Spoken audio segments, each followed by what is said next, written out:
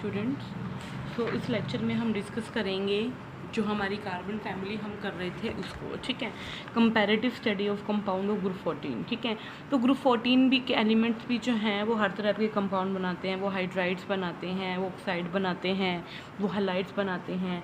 तो हाइड्राइड्स की जब हम बात करते हैं तो कार्बन के हाइड्राइड्स हमें पता है 3 तरह के होते हैं, एल्केन, एल्कीन, एल्काइन, ठीक है। और कुछ एरोमेटिक कंपाउंड्स भी जो हैं वो क्या है, कार्बन जो है फॉर्म करता है। सिमिलरली सिलिकॉन भी क्या है, जो है अपना जो है हाइड्राइड फॉर्म करता है। और सिलिकॉन के हाइड्राइड का जनरल कॉमन नेम होता है सिलेन। क्या होता है? सिलेन, ठीक है। SiH4 इसका जो कॉमन, और इसके अंदर जो N जनरल फार्मूला क्या होता है, SnH2n+2। और N की वैल्यू जो है वो मैक्सिमम 8 तक जा सकती है, ठीक है। और ये जनरली इनका स्ट्रक्चर मीथेन की तरह ही होता है। लेकिन एल्केन और सिलेन में क्या डिफरेंस है? कुछ डिफरेंसेस हैं जो हमें देखने हैं, जिसमें दूसरा पहला डिफरेंस तो हमें पता ही है, एल्केन में कार्बन होता है और सिलेन में सिलिकॉन होता है, ठीक है। और दूसरा फॉर्मूला भी हमें पता है यहाँ पर कि N की वैल्यू 30 तक हो सकती है और सिलेन में अभी हमने पढ़ा N की वैल्यू 8 तक हो सकती है। ये नॉन पॉइजनस होते हैं, ये पॉइजनस होते हैं, ठीक है। ये क्या है, HCl के साथ रिएक्ट नहीं करते, ये करते हैं। ये हाइड्रोलाइसिस नहीं करते हैं एल्काइंस का, ये इजीली हाइड्रोलाइज हो जाते हैं बाय एल्काइंस, ठीक है। ये सिल्वर नाइट्रेट को रिड्यूस नहीं करते हैं, ये सिल्वर नाइट्रेट को रिड्यूस कर देते हैं। ये कुछ जनरल जो है इनके बीच में डिफरेंसेस हैं जो हमें 2 से 3 करने हैं। सिमिलरली बाकी जो एलिमेंट्स है, जर्मेनियम, टिलनेट, वो भी क्या बनाते हैं, हाइड्राइड बनाते हैं, जिसके ऊपर ज़्यादा हमें फोकस करने की ज़रूरत नहीं है। जब हम ऑक्साइड की बात करते हैं तो 2 तरह के ऑक्साइड बनते हैं, एक मोनोऑक्साइड, एक डाइऑक्साइड, ठीक है। Carbon monoxide, silicon monoxide, zirconium oxide, tin oxide और लेड ऑक्साइड, जिसमें से CO क्या है, न्यूट्रल है, और बाकी सब नेचर में कैसे होते हैं, बेसिक होते हैं, ठीक है। अच्छा, अब जो कार्बन का जो ऑक्साइड है, कार्बन मोनोऑक्साइड, वो डिफरेंट गैसेस को प्रोड्यूस करने के लिए यूज़ होता है, like water gas. Water gas के प्रोडक्शन में CO और H2 का यूज़ होता है, ठीक है। प्रोड्यूसर गैस में हम किसका यूज़ करते हैं, CO और N2 का यूज़ करते हैं। और लास्ट है कोल गैस। कोल गैस में हम यूज़ करते हैं CO, CH4 और CO2 और H2 का क्या करते हैं, यूज़ करते हैं। प्लस इसके जो ये ऑक्साइड होते हैं, जो मोनोऑक्साइड होते हैं, ये गुड रिड्यूसिंग एजेंट की तरह काम करते हैं।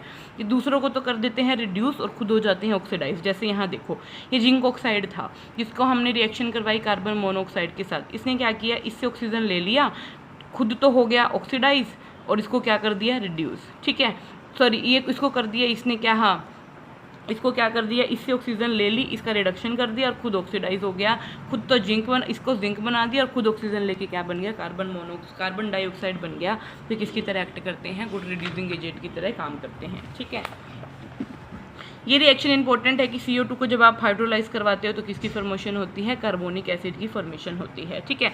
सॉलिड कार्बन डाइऑक्साइड गैस क्या होती है, जब आप कार्बन डाइऑक्साइड गैस को लिक्विफाई कर लेते हैं, ठीक है।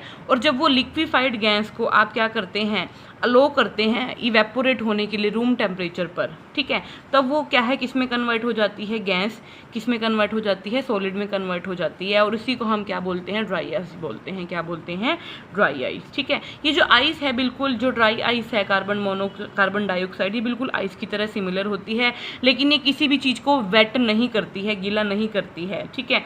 ये सॉफ्ट होती है, इसका जो टेक्सचर होता है वो स्नो लाइक होता है, मेल्टिंग पॉइंट इसका इतना होता है, और इसकी ग्रेविटी और ये क्या है, इसका प्रेशर क्या होता है, इतना होता है।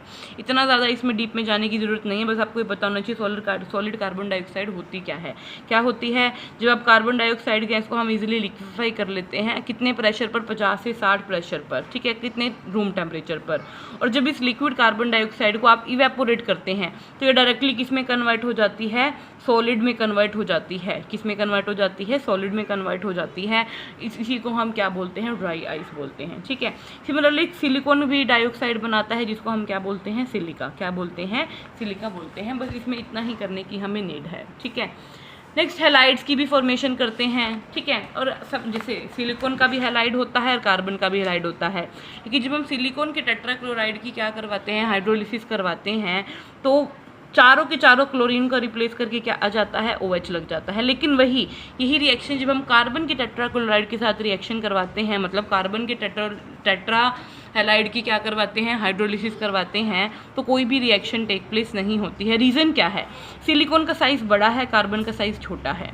सिलिकॉन का साइज़ बड़ा होने की वजह से सिलिकॉन क्या है, जो अपने वैकेंट डी ऑर्बिटल हैं उसमें वाटर के OH से लोन पेयर एक्सेप्ट कर सकता है, जिसकी वजह से क्या है, एक बार एक्सेप्ट करने के बाद क्या बना लेगा, सिलिकॉन और हाइड्रोक्साइड के बीच में बॉन्ड बन जाएगा और फिर बाद में ये ऑक्साइड क्या करेगा, इस क्लोरीन को रिप्लेस करवा देगा, ठीक है, जिसकी वजह से धीरे धीरे करके चारों के चारों OH क्या है रिप्लेस कर देंगे, जिसको क्लोरीन को, और क्या बना लेंगे, सिलिसिक एसिड बना लेंगे। लेकिन कार्बन के केस में कार्बन के पास कोई, कार्बन का साइज है छोटा, ठीक है, कार्बन के पास नहीं है कोई वैकेंट डी ऑर्बिटल, तो ये ऑक्सीजन से लोन पेयर को एक्सेप्ट ही नहीं कर सकता। तो अगर ऑक्सीजन से लोन पेयर को एक्सेप्ट ही नहीं कर सकता तो कहाँ से ये पहले OH के साथ बॉन्ड बनाएगा और कहाँ बाद में OHCl को रिप्लेस करेगा, क्योंकि ये तो बॉन्डिंग ही नहीं कर पा रहा किससे, OH से, जिसकी वजह से ये कोई भी रिएक्शन शो नहीं कर पा रहा। ये इंपॉर्टेंट है भाई, ठीक है। तो ये वाला पॉइंट मैंने आपको बता दिया है, जो आप पढ़ लेना, ठीक है। नेक्स्ट जो हमें बात करनी है सबसे important, some important compound of carbon, जो है फैमिली 14 एलिमेंट्स के, ठीक है। केमिस्ट्री ऑफ सब इंपॉर्टेंट कंपाउंड किसकी, 14 ग्रुप के, जिसमें सबसे पहला कंपाउंड है हमारा कार्बाइड्स। कार्बाइड्स क्या होते हैं भाई, ठीक है। जब कार्बन क्या करता है, किसके साथ बॉन्डिंग बनाता है, अपने से ज़्यादा मोर इलेक्ट्रोपॉजिटिव एलिमेंट के साथ बॉन्ड बना लेता है, उन्हीं को हम क्या बोलते हैं, कार्बाइड बोलते हैं। क्या बोला मैंने, जब कार्बन क्या बना लेता है, ऐसे मेटल के साथ बॉन्ड बना लेगा जिसकी जो इसका जो इलेक्ट्रोपॉजिटिव करेक्टर है, या जो क्या है, किससे ज़्यादा है, कार्बन से क्या होगा, ज़्यादा होगा, ठीक है। उन्हीं कंपाउंड्स को हम क्या बोलते हैं, कार्बाइड्स। तो कार्बाइड्स क्या होते हैं, कार्बाइड्स आर दोज कंपाउंड जिसमें क्या है, कार्बन क्या होता है, बॉन्डेड होता है किससे, मोर इलेक्ट्रोपॉजिटिव एलिमेंट्स के साथ क्या होता है, बॉन्डेड होता है, उसी को हम क्या बोलते हैं, कार्बाइड्स बोलते हैं, ठीक है। अब कार्बाइड्स की फॉर्मेशन कैसे हो सकती है, डायरेक्ट कम्बिनेशन करवा दो कार्बन और मेटल का, कार्बाइड बन जाएंगे, या फिर मेटल की ऑक्साइड की कार्बन के साथ रिएक्शन करवा सकते हैं, उससे भी किसकी फॉर्मेशन होती है, कार्बाइड्स की। या फिर जो है, जो मेटल हीटेड मेटल है उसको रिएक्ट करवा दो किसके साथ, गैसियस हाइड्रोकार्बन के साथ, तो उसमें जो हाइड्रोकार्बन का कार्बन है वो क्या है, किसके साथ बॉन्ड बना लेगा, मेटल के साथ बॉन्ड बना लेगा, जिससे किसकी फॉर्मेशन हो जाएगी, कार्बाइड्स की फॉर्मेशन हो जाएगी, ठीक है। कार्बाइड भी 3 तरह के होते हैं, आयनिक कार्बाइड, कोवलेंट कार्बाइड और इंटरस्टिशियल कार्बाइड, ठीक है। आयनिक कार्बाइड्स कौन से होते हैं, वो कार्बाइड्स जिनके अंदर कार्बन क्या है, जो मेटल से बॉन्डेड है, अगर वो मेटल हमारा फर्स्ट ग्रुप, सेकेंड ग्रुप और थर्ड ग्रुप से बिलोंग करता है, तो उन कार्बाइड्स को हम क्या बोलते हैं, आयनिक कार्बाइड्स बोलते हैं।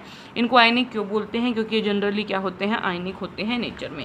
अब आयनिक कार्बाइड्स भी 3 तरह के होते हैं, एक जो वो C4 नेगेटिव आयन कंटेन करते हैं, एक जो C2 नेगेटिव आयन कंटेन करते हैं, एक वो जो C3 नेगेटिव आयन क्या करते हैं, कंटेन करते हैं, ठीक है। कितने तरह के हैं, 3 तरह के।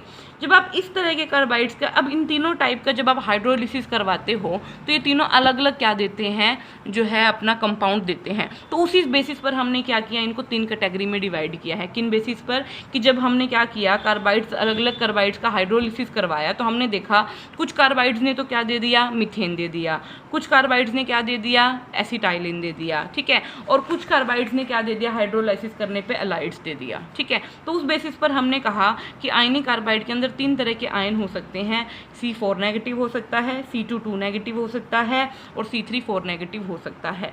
जब इस तरह के कंपाउंड जो क्या कंटेन कर रहे हैं, C4 नेगेटिव आयन कंटेन करेंगे कार्बाइड में, उनका हाइड्रोलिसिस करवाया गया तो वो क्या देते हैं, मीथेन देते हैं हाइड्रोलिसिस पे। वो कंपाउंड जो ये वाला आयन कंटेन करते हैं, उनका जब हाइड्रोलिसिस करवाया जाता है तो क्या देते हैं, एसिटाइलिन दे देते हैं हाइड्रोलिसिस करने पे। और वो कंपाउंड जो ये आयन कंटेन करते हैं, उनका जब हाइड्रोलिसिस करवाया जाता है तो वो क्या दे देते हैं, अलाइड्स की फॉर्मेशन कर देते हैं, ठीक है। तो फर्स्ट एग्जांपल करते हैं हम इन वाले आयंस का, C4 नेगेटिव का, ठीक है, जिनको हम क्या बोलते हैं, मिथेनाइड्स भी बोल देते हैं। C4 नेगेटिव वालों को हम क्या बोल देते हैं, मिथेनाइड्स। क्या बोल देते हैं, मिथेनाइड्स।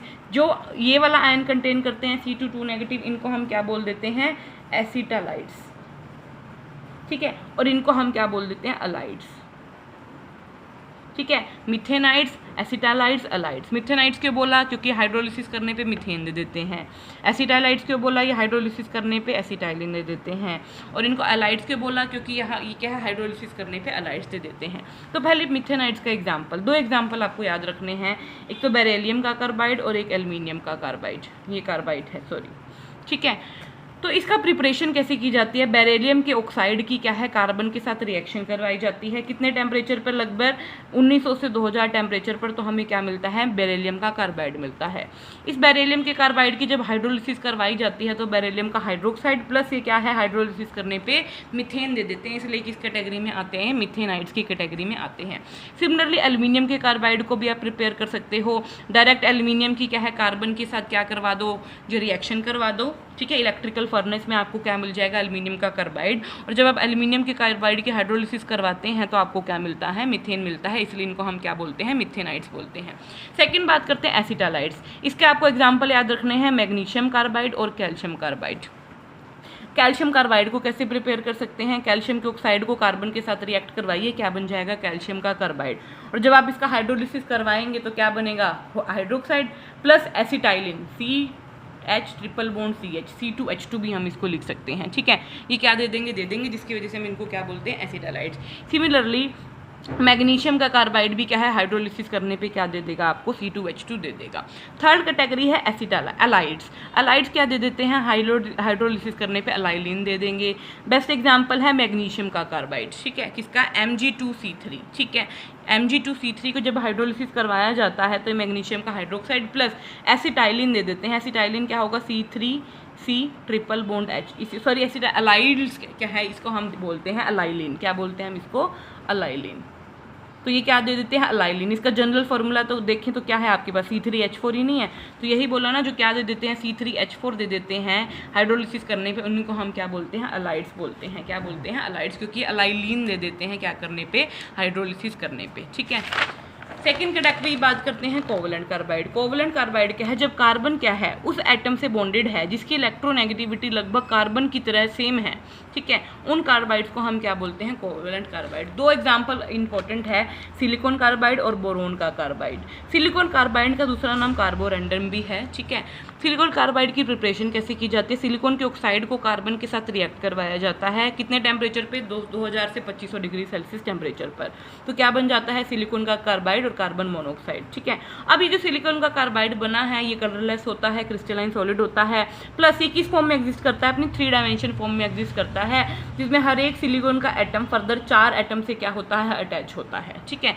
जबकि हम बोरोन की जब कार्बाइड की बात करते हैं वो भी क्या होते हैं? जनरली हार्ड होते हैं नेचर में और इनर्ट होते हैं, ठीक है। थर्ड बात करते हैं इंटरस्टिशियल कार्बाइड की। अब इंटरस्टिशियल कार्बाइड फॉर्म कौन करते हैं, ठीक है। Interstitial carbide generally transition elements या फिर जो लार्ज हमारे जो मेटल्स होते हैं लाइक लैंथेनॉइड और कुछ लैंथेनॉइड और एक्टिनॉइड क्या है? फॉर्म करते हैं इंटरस्टिशियल कार्बाइड, ठीक है।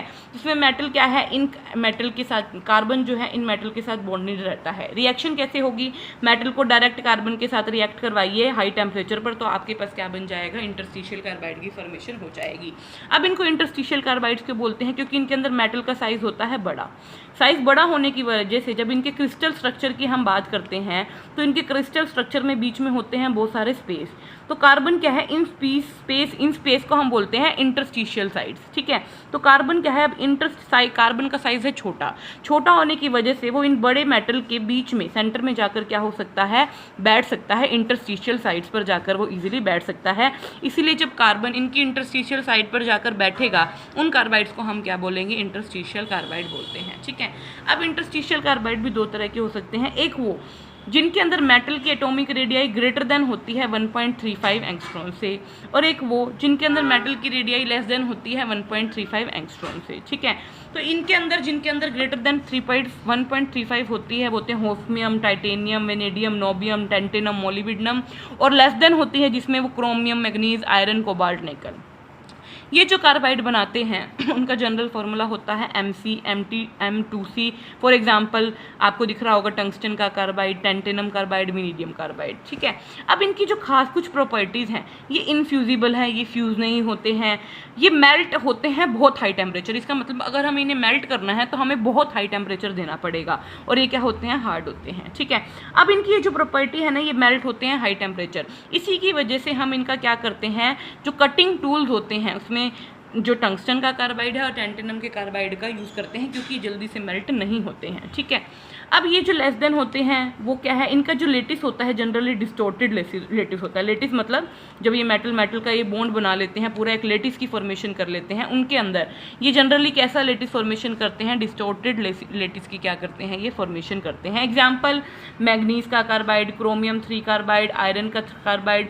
आयरन के कार्बाइड को हम सीमेंटाइट भी बोल देते हैं, ठीक है। अब इनकी कुछ प्रॉपर्टी हैं, ये क्या होते हैं, इनसे मोर रिएक्टिव होते हैं, ये क्या हो जाते हैं, इजीली हाइड्रोलिसिस हो जाते हैं किससे, डाइल्यूट HCl से। तो 3 तरह के हमने कार्बाइड किए, ionic, second one is covalent, third one is interstitial. Ionic क्या होते हैं, जब जो हमारा कार्बन है किसके साथ, first second third group metal के साथ बॉन्ड बनाता है। वो भी आगे 3 तरह के थे हमारे पास, कौन सा, जो मिथेन दे दे मिथेनाइड्स, एसिटाइलिन दे दे एसिटाइलनाइड्स, और जो क्या दे दे हमें अलाइलिन दे दे, उनको हम क्या बोलते हैं, अलाइड्स बोलते हैं, ठीक है।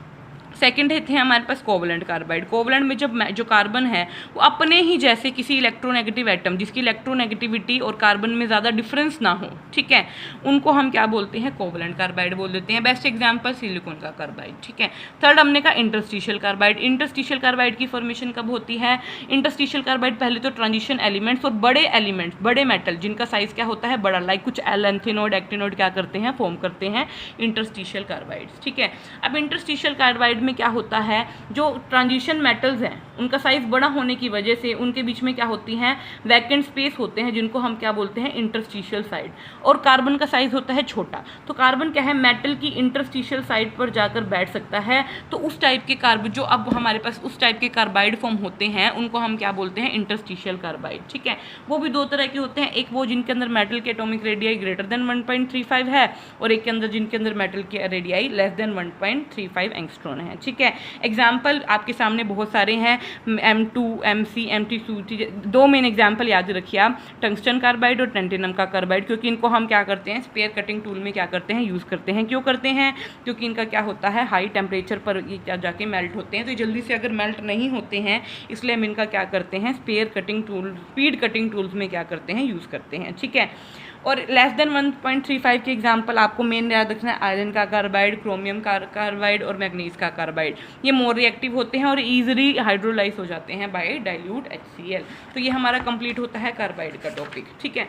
नेक्स्ट हम बात करते हैं फ्लोरोकार्बन्स क्या होते हैं। क्या होते हैं फ्लोरोकार्बन्स, जनरली फ्लोरोकार्बन्स क्या होते हैं, हाइड्रोकार्बन्स के डेरिवेटिव होते हैं। हाइड्रोकार्बन क्या होता है, CH4, ठीक है। जब आप क्या करिए, CH4 के अंदर अगर मैं क्या कर दूँ, एक हाइड्रोजन को रिप्लेस करवा दूं एक फ्लोरीन से, तो क्या बन जाएगा, CH3F। इसी को हम क्या बोलते हैं, फ्लोरोकार्बन। 2 हाइड्रोजन को रिप्लेस करवा दोगे तो क्या बन जाएगा, CH2F2 बन जाएगा। 3 कार्बन को रिप्लेस करवा दोगे क्या बन जाएगा, CHF3 बन जाएगा। और अगर चारों कार्बन को रिप्लेस करवा के चारों फ्लोरीन लगा दोगे तो क्या बन जाएगा, CF4 बन जाएगा। तो इन सबको हम क्या बोलते हैं, फ्लोरोकार्बन, ठीक है। तो fluorine derivatives of hydrocarbon are known as fluorocarbon. इनका दूसरा नाम, इनको हम फ्रीओन गैसेस भी बोलते हैं। क्या बोलते हैं, फ्रीओन गैसेस।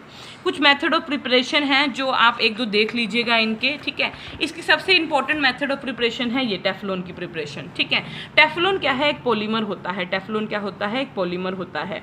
और उसका मोनोमर यूनिट क्या होता है, उसका मोनोमर यूनिट होता है this, CF2 double bond CF2। इसको हम क्या बोलते हैं, टेट्राफ्लोराइड, टेट्राफ्लोरोइथाइलिन। इसका नाम क्या है, टेट्राफ्लोरोइथाइलिन। अब जब टेट्राफ्लोरोइथाइलिन के बहुत सारे मॉलिक्यूल्स को आपस में रिएक्ट करवाया जाता है तो क्या है, एक मोनोमर है। और ये मोनोमर आपस में रिएक्ट करके किसकी फॉर्मेशन कर लेते हैं, एक पॉलीमर की फॉर्मेशन कर लेते हैं। किसकी फॉर्मेशन कर लेते हैं, पॉलीमर की। और इसी पॉलीमर को हम क्या बोलते हैं, टेफ्लॉन बोलते हैं। क्या बोलते हैं, टेफ्लॉन, ठीक है। सबसे इंपॉर्टेंट जो है प्रिपरेशन है किसकी भाई, हमारे फ्लोरोकार्बन की, ठीक है। कि आप क्या कर सकते हैं, एक फ्लोरोकार्बन प्रिपेयर कर सकते हैं जिसमें हम क्या करते हैं, टेट्राफ्लोरोइथाइलिन को क्या करते हैं, हाई टेम्परेचर पर पॉलीमराइज करवाते हैं, जो हमें क्या देता है, पॉली टेट्राफ्लोरोइथाइलिन दे देता है, ठीक है। कुछ प्रॉपर्टी हैं 6 जो आप कोई भी 2-3, ये नॉन इन्फ्लेमेबल होते हैं, थर्मली स्टेबल होते हैं, लो सरफेस टेंशन होती है, इनकी लो विस्कोसिटी होती है, डेंस होते हैं, कलरलेस होते हैं। कोई भी 2 प्रॉपर्टी आप क्या कर सकते हैं यार। यूजेस की बात करें तो सबसे ज़्यादा यूज़ है इस टेफ्लॉन का। टेफ्लॉन को क्या किया जाता है, जितने भी हमारे किचन यूटेंसिल्स होते हैं उसमें क्या है, टेफ्लॉन की कोटिंग लगाई जाती है, ठीक है। तो वहाँ पर क्या है, जो यूटेंसिल्स की फॉर्मेशन में क्या किया जाता है, टेफ्लॉन का यूज़ किया जाता है। प्लस क्या है, कुछ ऑयल्स बनाने में, लुब्रिकेंट ऑयल बनाने में, वैक्सेस बनाने में, ग्रीस बनाने में भी क्या किया जाता है, फ्लोरोकार्बन्स का यूज़ किया जाता है।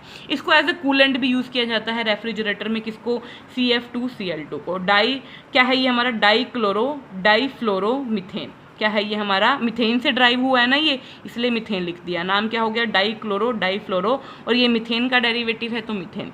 टेफ्लॉन मैंने आपको बता दिया, पॉलीटेट्राफ्लोरोइथेन, टेफ्लॉन जिसको हम बोलते हैं, ये हमारा पॉलीटेट्राफ्लोरोइथेन था, जिसका कॉमन नाम क्या था, टेफ्लॉन। इसको हम क्या करवाते हैं, ये हमारा केमिकली इनर्ट होता है, इसलिए हम इसका क्या करते हैं, फ्राइंग पैन्स बनाने में, गास्केट्स बनाने में, मेटल के कुछ इक्विपमेंट्स बनाने में इसका क्या किया जाता है, यूज़ किया जाता है। तो ये हमारा छोटा सा टॉपिक था फ्लोरोकार्बन। 2 प्रिपरेशन भी आपको साथ में करनी है फ्लोरोकार्बन की, जैसे आपने कर लिया, कार्बन को डायरेक्ट फ्लोराइड के साथ रिएक्ट करवाया, CF4 बन गया, ठीक है, या फिर मीथेन का आपने क्या करवाया, फ्लोरीन के साथ रिएक्ट करवाया, एक फ्लोरीन ने एक हाइड्रोजन को रिप्लेस कर दिया, क्या आ गया, CH3F आ गया, ठीक है। तो कोई भी 2 प्रिपरेशन, जिसमें ये प्रिपरेशन जो है 5th वाली, ये आपको जो है याद करना है, जो है सबसे इंपॉर्टेंट प्रॉपर्टी है कि जो टेफ्लॉन है उसकी प्रिपरेशन किससे होती है, मोनोमर क्या होता है, टेट्राफ्लोरोइथाइलिन होता है, उसको पॉलीमराइज करवाते हैं और क्या बना जाता है, टेफ्लॉन बन जाता है, ठीक है। तो ये हमारा खत्म होता है कार्बाइड्स और फ्लोरोकार्बन। नेक्स्ट लेक्चर में हम करेंगे सिलिकेट्स के बारे में।